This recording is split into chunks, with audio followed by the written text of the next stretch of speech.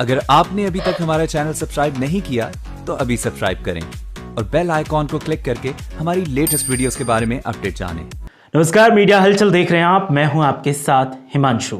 उत्तर प्रदेश की सियासत इन दिनों गर्म है। एक तो कोरोना वायरस को लेकर लगातार मामले सामने आ रहे हैं, जिसको लेकर सरकार काम कर रही है और सरकार पर सवाल उठाए जा रहे हैं। वहीं दूसरी तरफ विपक्षी दलों की तरफ से जो वार सरकार पर किए जा रहे हैं, वो वार भी कई सवालों का सबब बन रहे हैं।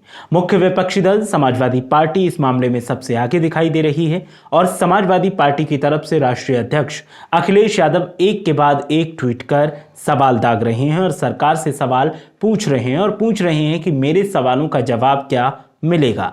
अब अखिलेश यादव ने 7 मुख्य सवाल प्रदेश की बीजेपी सरकार और सीएम योगी आदित्यनाथ, उनके मंत्रियों, उनके प्रवक्ताओं से पूछे हैं और साथ ही लिखा है कि क्या इसका जवाब हमें मिलेगा। अखिलेश यादव ने जो सवाल उठाए हैं, उन सवालों को समाजवादी पार्टी के समर्थक सही बता रहे हैं और बीजेपी की तरफ से कहा जा रहा है कि ये एक सिर्फ प्रोपेगेंडा के तौर पर किया जा रहा है ताकि सुर्खियों में अखिलेश यादव बने रहें।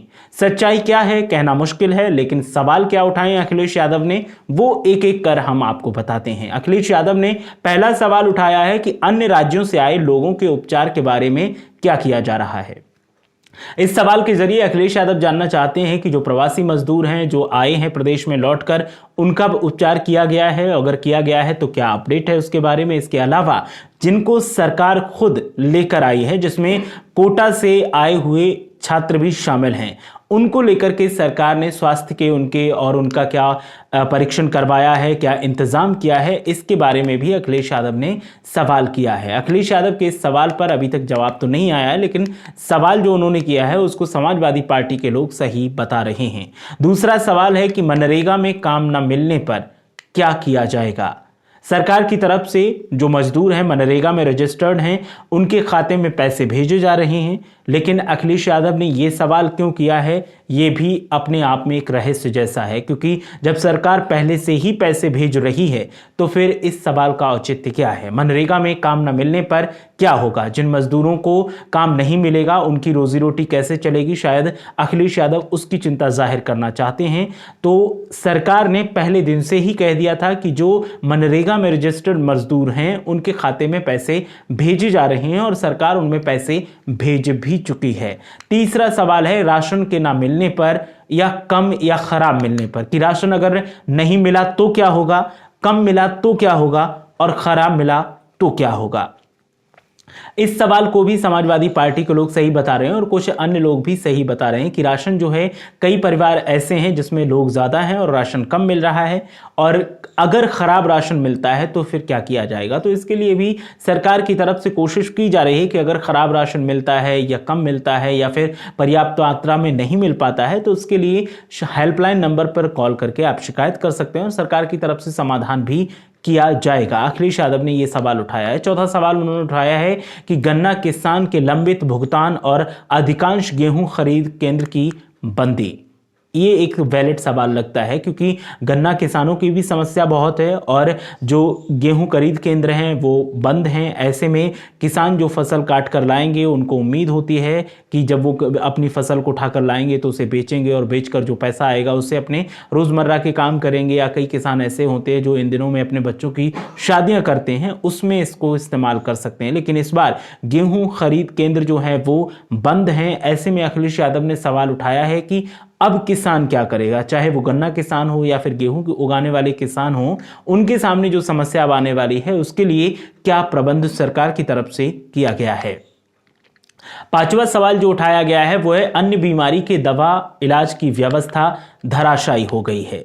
अखिलेश यादव ने कहा है कि जो कोरोना के अलावा अन्य बीमारियों से लोग जूझ रहे हैं उनको तमाम परेशानियां हो रही हैं और वाकई कई जगहों से हमारे पास भी फोन आता है कि सर हम बीमार हैं, हमें दवाई नहीं मिल पा रही, अस्पताल में जाते हैं तो वहां पर ओपीडी में हमें उचित इलाज नहीं मिल पा रहा है। तो ऐसे में ये सवाल भी वैलिड लगता है और अखिलेश यादव ने उन लोगों की परेशानी को उठाने की कोशिश की है जो इन इलाज ना मिलने की वजह से परेशानियों से जूझ रहे हैं। अखिलेश यादव ने पूछा है सरकार से कि अन्य मरीज जो हैं, अन्य बीमारियों के मरीज और जो दवाएं नहीं मिल पा रही हैं, इलाज नहीं मिल पा रहा है, उनके लिए क्या व्यवस्था की गई है, क्योंकि जो इलाज की व्यवस्थाएं हैं वो धराशायी दिखाई दे रही हैं। लोगों को इलाज नहीं मिल पा रहा है। कहीं लोग ठेले पर पेशेंट को लेकर जा रहे हैं और कहीं बिना इलाज मिले ही लोग वापस चले आ रहे हैं।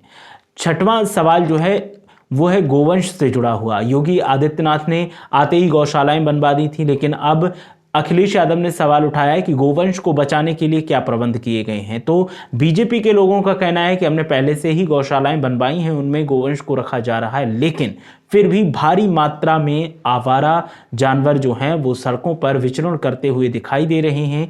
गायें जो हैं, बछड़े जो हैं वो भी सड़कों पर दिखाई देते हैं उनको बचाने के लिए, क्योंकि अब लॉकडाउन चल रहा है, सड़कों पर भी उन्हें खाने के लिए उचित चीज़ें नहीं मिल पा रही। पहले वो अपना पेट इधर उधर से भर लेते थे, क्योंकि फल विक्रेता होते थे, उनके पास फलों के छिलके मिल जाते थे या ख़राब फल मिल जाते थे, बाज़ार में बची हुई ख़राब सब्जियां मिल जाती थी, उनको खा लेते थे। लेकिन अब बाज़ारों में ऐसा नहीं देखने को मिल रहा है। शहर लॉकडाउन में है तो इसलिए शहरों की बस्तियों में ये घूमते रहते हैं। अगर कोई डाल देता है कुछ खाने के लिए तो मिल जाता है, नहीं तो ये भी खाली पेट भूखे घूम रहे हैं। तो अखिलेश यादव ने सवाल उठाया है कि आखिर इनको बचाने के लिए क्या किया गया है।